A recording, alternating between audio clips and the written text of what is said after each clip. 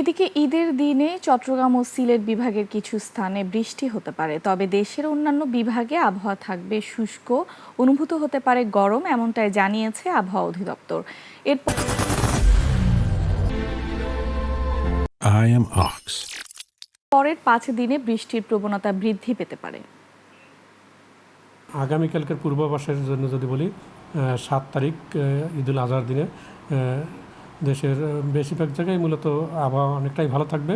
শুধুমাত্র দেশের পূর্বাঞ্চল অর্থাৎ চট্টগ্রাম এবং সিলেট বিভাগে কিছুটা বৃষ্টিপাত বেশি থাকতে পারে, আর অন্যান্য বিভাগগুলোতে বৃষ্টিপাত খুবই কম থাকবে, অর্থাৎ হালকা থেকে মাঝারি ধরনের সম্ভাবনা রয়েছে।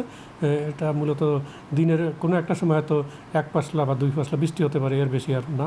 অর্থাৎ মানুষের এটা স্বস্তির খবর, এবং এটা এইরকম অবস্থা 7, 8, 9 এই 3 দিনই একই রকম থাকতে পারে, অর্থাৎ বৃষ্টিপাত অনেকটাই কম থাকতে পারে।